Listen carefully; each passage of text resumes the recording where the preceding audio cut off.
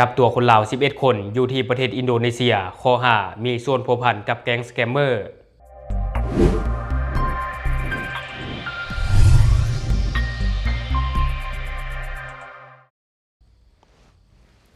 สวัสดีท่านผู้ชมยินดีต้อนรับเข้าสู่รายการทอล์กเดอะนิวและข่าวที่ข้าพเจ้าอยากจะนำเสนอในมื้อนี้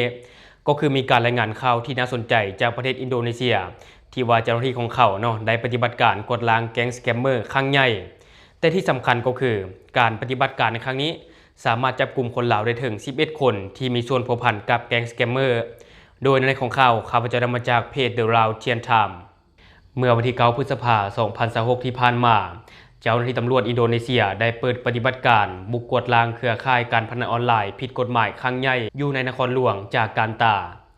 ในการปฏิบัติงานในครั้งนี้สามารถจับกลุ่มชาวต่างชาติได้ทั้งหมด321 คนซึ่งในนั้นมีคนสัญชาติลาวรวมอยู่ด้วยถึง11 คนเจ้าหน้าที่ได้เข้ากวดพบผู้ต้องสงสัยกำลังเคลื่อนไหวอยู่ภายในตึกอาคารห้องการแห่งหนึ่งใกล้กับย่านไซนาทาวน์ของจาการ์ตาพวกเขาได้เปิดเว็บไซต์การพนันออนไลน์อย่างน้อย75แพลตฟอร์มอิงตามการรายงานจากสื่อท้องถิ่นเจ้าหน้าที่ได้เข้ากวดพบกลุ่มผู้ต้องสงสัย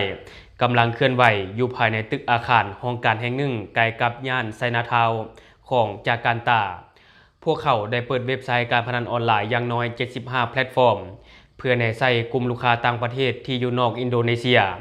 โดยคาดว่าได้ดำเนินการมาแล้วประมาณ2 เดือนซึ่งการปฏิบัติงานในครั้งนี้สามารถจับกลุ่มผู้ต้องหาทั้งหมด321 คน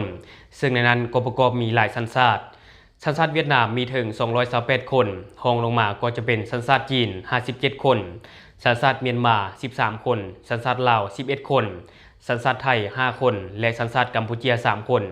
จากการสืบสวนสอบสวนพบว่าผู้ต้องสงสัยส่วนใหญ่แม้นเดินทางเข้าประเทศอินโดนีเซียโดยวีซ่านักท่องเที่ยวระยะสั้นแล้วอยู่เกินกำหนดหรือว่า overstay เพื่อมาเฮ็ดเวียกที่ถูกจัดตั้งไว้เป็นระบบบ่ว่าจะเป็นหน้าที่บริการลูกค้าการตลาดผ่านโทรศัพท์และการบริหารการเงินที่สำคัญเจ้าหน้าที่ยืนยันว่าพวกเขาส่วนใหญ่แม่นรู้ดีว่าตนเองเดินทางมาอินโดนีเซียเพื่อเฮ็ดเวียกในเครือข่ายการพนันออนไลน์โดยกงในจำนวนผู้ถูกจับทั้งหมดมี275 คนที่ถูกตั้งข้อหาละเมิดประมวลกฎหมายอาญาของประเทศอินโดนีเซียว่าด้วยการพนันซึ่งมีโทษจำคุกสูงสุดถึง9 ปีนอกจากนั้นยังอาจจะถูกตั้งข้อหาเพิ่มเติมเกี่ยวกับการฟอกเงินและการละเมิดกฎหมายเข้าเมืองโดยมีโทษปรับใหม่สูงสุดถึง2 ตือรูเปียหรือประมาณ 116,000 ดอลลาร์สหรัฐสำหรับคนลาวทั้งหมด11 คนนั้นปัจจุบันยังถูกกักตัวอยู่อินโดนีเซียเพื่อรอท่าการดำเนินคดีตามขั้นตอนของกฎหมายขณะที่เจ้าหน้าที่อินโดนีเซียก็กำลังเร่งประสานงานกับสถานทูตลาวเพื่อติดตามคดีดังกล่าวอย่างใกล้ชิดซึ่งการบุกกวาดล้างในครั้งนี้ถือเป็นครั้งที่2ภายใน2 วันติดต่อกันหลังจากก่อนหน้านั้นเพียง1 วันเจ้าหน้าที่ก็สามารถจับกลุ่มชาวต่างชาติได้อีก210 คนอยู่ที่เกาะบาตัมที่พัวพันกับการตัวโยหลอกลวงการลงทุนออนไลน์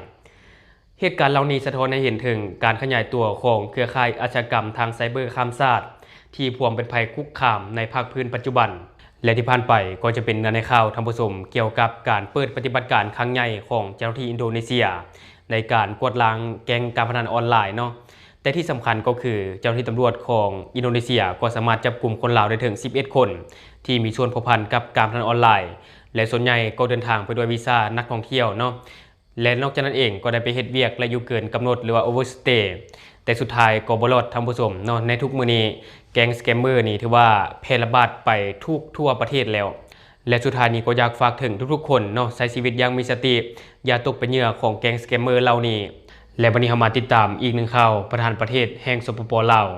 เข้าร่วมพิธีเฉลิมฉลองวันชัยชนะสงครามปกป้องปิติภูมิครบรอบ81 ปีโดยในของข่าวพระเจ้าได้มาจากเพจความสงบซึ่งเป็นเพจของเจ้าหน้าที่โดยตอบสนองตามการเชื้อเชิญของประธานวลาดิเมียร์ปูตินประธานาธิบดีแห่งสหพันธ์รัสเซีย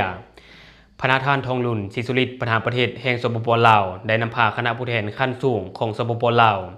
เข้าร่วมพิธีเฉลิมฉลองวันชัยชนะสงครามปกป้องปิติภูมิครบรอบ81 ปีซึ่งได้จัดขึ้นในวันที่9 พฤษภาคม 2026ที่นครหลวงมอสโกสหพันธ์รัสเซียการเฉลิมฉลองวันชัยชนะสงครามปกป้องปิติภูมิเป็นหนึ่งเหตุการณ์ประวัติศาสตร์ที่สำคัญของรัสเซียและบรรดาประชาชาติซึ่งจัดขึ้นเพื่อจะระลึกคุณงามความดีและแสดงความรู้บุญคุณต่อบรรดานักรบกองทัพแดงโซเวียตและทุกคนที่เสียสละชีวิต เพื่อปกป้องปิติภูมิจนสามารถญาติบาได้ไซสนะในสงครามโลกครั้งที่2ไซสนะดังกล่าวถือเป็นความทะนงใจของประชาชนสหภาพโซเวียตในเมื่อก่อนก็คือสหพันธ์รัสเซียในปัจจุบันการเข้าร่วมพิธีเฉลิมฉลองครั้งนี้มีบรรดาผู้นำและผู้ตั้งหน้าจากหลายประเทศเพื่อนมิตรและมีหลายกิจกรรมสำคัญที่ถูกจัดแสดงในงานดังกล่าวเป็นต้นแม่นการแสดงเดินสวนสนามของกองกำลังของเหล่าทัพบรรดาต่างๆจากทั่วประเทศในโอกาสเข้าร่วมพิธีเฉลิมฉลองครั้งนี้พระประธานทองรุ่นศรีสุริตประธานประเทศแห่งสปป.ลาวยังได้ถูกต้อนรับจากประธานวลาดิเมียร์ปูตินประธานาธิบดีแห่งสหพันธ์รัสเซียและได้พบปะแลกเปลี่ยนคำคิดเห็นด้วยบรรยากาศอันสร้างสรรค์และกงไปกงมาสองฝ่ายตีราคาสูงต่อมากผลของการร่วมมือสองฝ่ายในหลายโครงเขตเวียกงานในระยะผ่านมา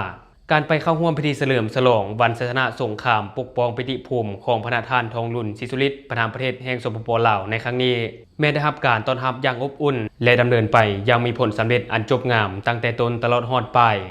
ทั้งเป็นการประกอบส่วนที่สำคัญเข้าในการเพิ่มทวีและหัดแน่นสายพัวพันธ์ที่เป็นมูลเสื่ออันยาวนานระหว่างสองประเทศลาวรัสเซียให้ก้าวเข้าสู่หลวงเลิกและมีมากผลนับมือแน่นแฟนยิ่งขึ้นและที่ผ่านไปก็จะเป็นเงินในเข้าท่านผู้ชมที่ว่าประธานประเทศแห่งสปป.ลาว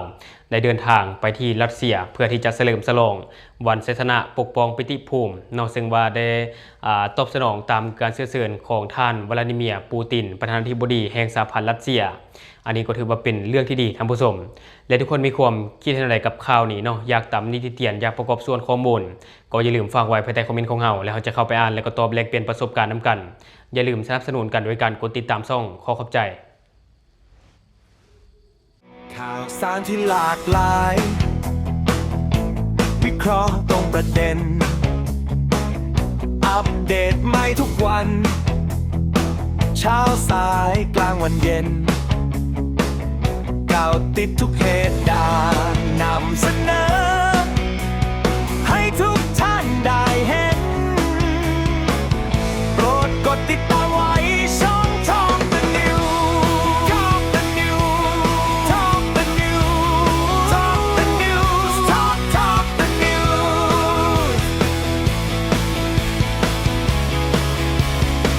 นำเสนอโดยคนลาวเจ้าข่าวจากกรุงไหนลงคลิปก่อนใครเสิร์ฟสิ่งใหม่ๆให้เสมอแหล่งข่าวเชื่อถือ